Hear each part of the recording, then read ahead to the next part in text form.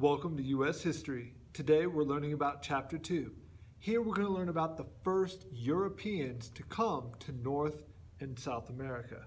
Remember, the Europeans don't really discover North America, do they? Because civilizations such as what are already living here? The Mayans, the Incas, the Aztecs. What's the capital city of the Aztecs? Tenochtitlan. Remember that? Okay, great. So today, who are the first Europeans? The Vikings, probably. So we'll talk a little bit about Leif Erikson, Columbus, and Amerigo Vespucci. Well, if Erikson's the first one to discover it, why aren't we all proud to be an Erikson? Why are we proud to be an American named after Vespucci, Amerigo Vespucci? Do you know? Because there was a map maker, basically to sum it up, they write it down. Amerigo Vespucci, they write it down. He writes it down and people write it about him. If you don't write it down, history doesn't love you. And it's not fair, but had the Vikings done a better job of writing books and making maps, we would all be proud Eriksons. Okay, we're going to talk about the Colombian Exchange. Big deal, little deal, no deal? Huge deal, okay? The Colombian Exchange, it's on every test. In all of social studies about this area, you might as well learn it now. It's usually good for 2 or 3 points on every test, so make sure you know it.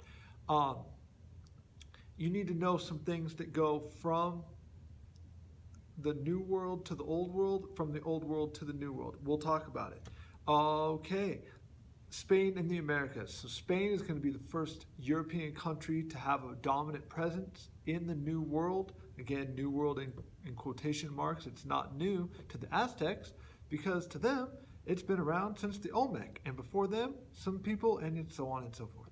Okay, we'll talk about conquistadors, and then we'll try and a little bit about the encomienda system. Hopefully I pronounced that right. I know what it means, not know necessarily how to pronounce it. So hopefully you took some notes. Remember, if it's underlined, you got to do it. Let's get going. You should today understand what the Colombian Exchange was, and you should be able to list a few items that go each way from the Colombian Exchange. Why? Why does Spain go to the New World? Why does Spain set sail to begin with? This was from the last lecture. Okay, to cut out the middleman, to try to bypass the land route of the Silk Road. Make sure you remember that. All right, so here are the Vikings in North America. And in class, we'll watch a video, and I'll post it online, but in case you're watching this some other time, there's a great documentary called The Viking Map. Is the map real? Is it fake? No one knows. They spent $1 million researching it. They still can't tell. You should watch it and then tell me if you think it's real or not. So there's a little picture of Leif Erikson. The Vikings are known to have sailed around the North Atlantic. They have found evidence of them in northern Canada and in northern the United States. And so they were out here. This is going to lead to Columbus. Here's a short video about Columbus. Legendary explorer Christopher Columbus was born in 1451 in a sea town in Italy and began sailing as a teenager. He became probably one of the best dead reckoning, that's where you use a compass, one of the best dead reckoning sailors that ever walked the planet. Inspired by a letter from Paolo del Pozzo Toscanelli, Columbus believed that sailing west would be a faster way to get to India. After his idea was rejected in Portugal, Columbus went to Spain's King Ferdinand and Queen Isabella. They were intrigued with the idea and eventually gave Columbus the financing for the voyage. The Queen said, well, what do we got to lose? Maybe he's right. And maybe that's why she did it. If he finds something, all good. If he sails off into the sunset and we never see him again, so what have we lost? In August of 1492, Columbus set sail with the Nina, the Pinta, and the Santa Maria. After 2 months, Columbus and his crew arrived in the present-day Bahamas, convinced this was India. They were greeted by the native population, and Columbus couldn't help but notice the gold they were wearing. He had to prove that there was wealth there to justify himself to Ferdinand and Isabella. He had to bring back gold, he had to bring back spices. After establishing a settlement on what is now Haiti and the Dominican Republic, then called Hispaniola, Columbus set sail for Spain. Because He's immediately famous, he becomes a great hero, and the Spanish king and queen then have to decide how to exploit this great possibility that has come their way. So immediately they take their great heroic Captain Columbus and they put him in charge of a new voyage, which will be a voyage of colonization. Upon arriving back in the Caribbean, Columbus found the settlement destroyed. Columbus enslaved the indigenous people, forcing them to mine for gold and rebuild the settlement. But the New World was not the golden paradise Columbus had promised. Conditions were poor and deteriorated further when Columbus left the settlement to explore the other Caribbean islands. By the third voyage, they were having a hard time getting crew. This guy was crazy. Everybody died. There was no gold. You weren't going to get rich if you went over there. There were no cities paved with gold. On the third voyage, Columbus would finally reach the mainland in Venezuela. But due to the mismanagement of Hispaniola, King Ferdinand had him arrested and returned to Spain. Though he was never convicted, Columbus had lost his titles and most of his wealth. After a final, unsuccessful voyage, he returned to Spain in 1504 and spent the last 2 years of his life bitter and disillusioned. He felt that the Spanish crown had not treated him as well as they should have. I think Columbus probably went to his grave still believing that what he had found was Asia. And this goes back to history being the story we tell ourselves about the past. The views of Columbus have changed somewhat. That's up to you. You can look at him as, okay, so here are the voyages of Columbus.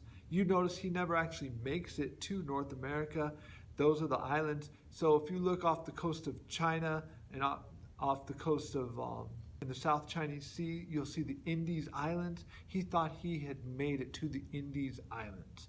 Obviously, those weren't the Indies Islands, but he calls them Indians, and it's a name we use to this day, even though it's not accurate. In most disciplines, they probably would have fixed it, but in social studies, we just say, hey man, good enough. And that's not fair, but that's how we world. So once the New World is discovered, okay, then it's gonna create people are gonna want to get in on it. They're gonna want to go out and explore. Okay, it's gonna create a push for more explorers. Here's a little bit about some of them. Ferdinand Magellan was the man who proved that the world was round. Ferdinand Magellan showed extraordinary courage by setting out to sail around the globe when there were still many who believed the world was flat and that he would fall off.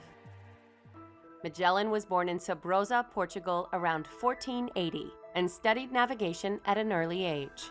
In 1505, Magellan traveled with the new arriving Portuguese viceroy to India and got his first taste of sea travel, the itch to explore. He moved around Southeast Asia and maybe even traveled as far as Indonesia and what were then known as the Spice Islands. This is almost certainly where he first got the idea of approaching the Spice Islands by sailing west across the Atlantic rather than east around Africa and then into the Indian Ocean. When Magellan returned to Europe, he tried to get financing for an expedition to find this new western route to Asia. Eventually traveling past what is today Argentina, Magellan found a route to the Pacific, which is now known as the Straits of Magellan. Crossing into the Pacific, what Magellan had expected would be a relatively brief voyage to reach the eastern coast of Asia. Turned out to be 6 months in the open sea before they finally made landfall at Guam, at which point the sailors were, of course, near starvation. When Magellan and his crew arrived in the Philippines, this was charted territory. They knew where they were. While still in the Philippines, Magellan was killed by a poisoned arrow on April 27, 1521, in a battle with the locals. His crew continued on without him and finally reached Spain in September 1522, thus definitively proving that the world is round. Magellan changed the way Europeans navigated. He increased the knowledge of seafaring navigation exponentially, and in the process made the world a much smaller place. It's funny because Magellan gets credit for being the first person to go around the world, but it's really his boat that goes around the world. He doesn't quite make it. Anyway, here's Amerigo Vespucci.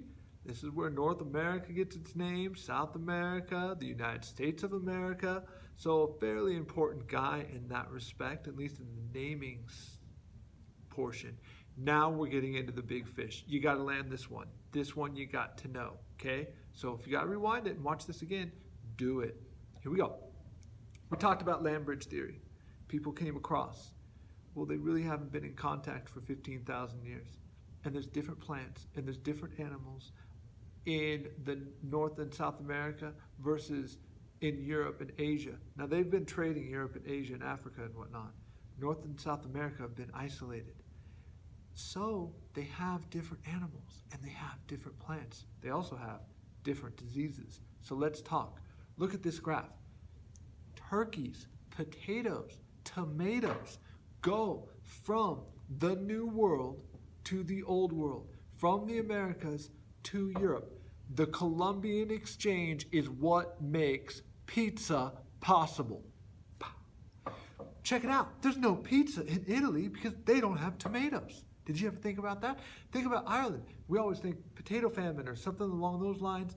They didn't even have potatoes until the Colombian Exchange. Now let's see some things that go from the Old World to the New World. Coffee, bananas, things that you might associate with South America. They don't even have them until the Europeans introduce them. But what else do the Europeans introduce? New disease, okay? And the Europeans have an immunity and a resilience to some of these diseases. The most famous one is smallpox. And the Native Americans, not only do they have, this is key. So one of the most important things coming from the Old World to the New World is the diseases. Well, why does it have such a dramatic effect on the native populations? Two reasons. One, they don't have an immunity. Two, they don't know how to treat it. So they don't have any medicines or any plan, and therefore lots of the Native Americans are going to die when the Europeans come over. Although we tend to think about Christopher Columbus's first voyage in 1492 transforming the history of the Americas, it actually transformed a great deal more than that. And in this video, I want to talk about the larger world historical process that Columbus's voyage opened up that transformed not only the Americas, but also Europe and Africa. And this was called the Colombian Exchange. So what was the Colombian Exchange? This is a process of transferring plants, animals, microbes, and people across the Atlantic in both directions.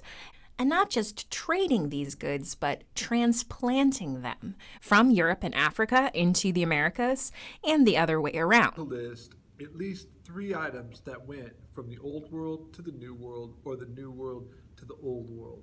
By the way, Old World, we're talking Europe, Africa, Asia. New World, we're talking North and South America. Because it's not, and this gives you a little window into history. Well, the New World's not new to the Aztecs, but they don't really write the history, okay? So that's the way things work out, and I want you to catch on to that as well.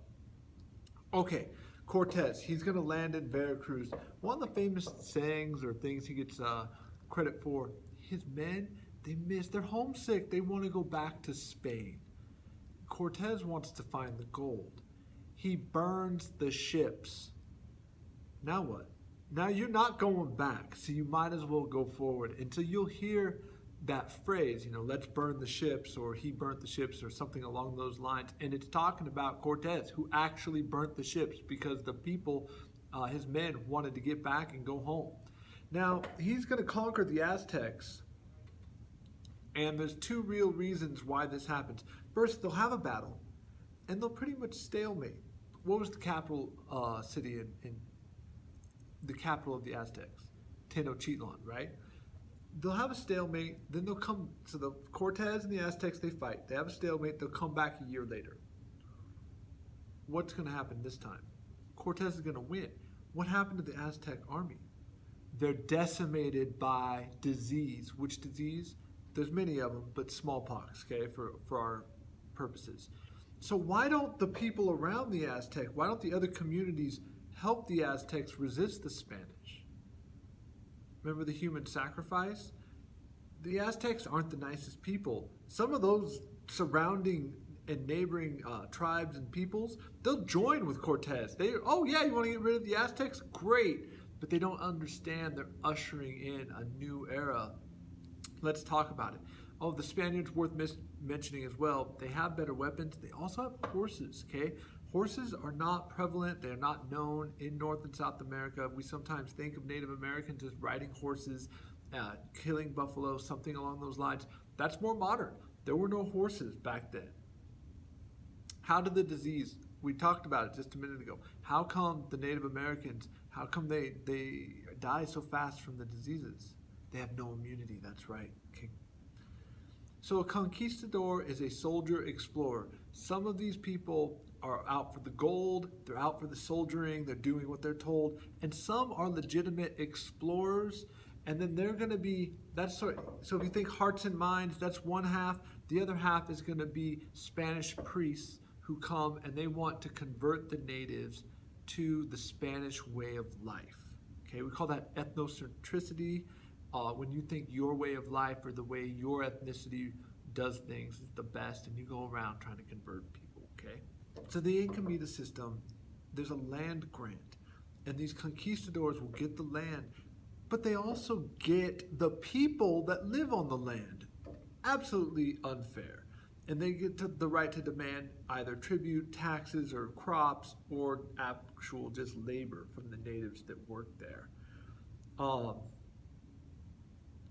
Spain will claim Utah as part of their empire. This place, Utah, the land that we live on here, belongs to Spain longer than it belongs to any other country so far. They want the gold, they want the converts, they want the land. Here is the system, the social system. If you're born in Spain, you're top class.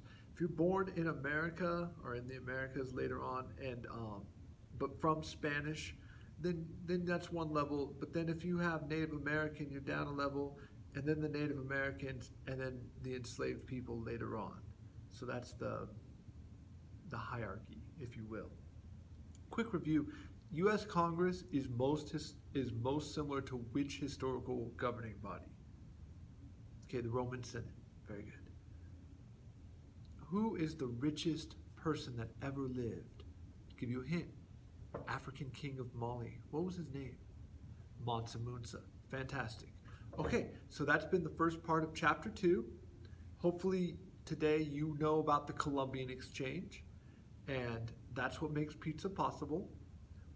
We'll see you back here for the second half of chapter 2. Take care.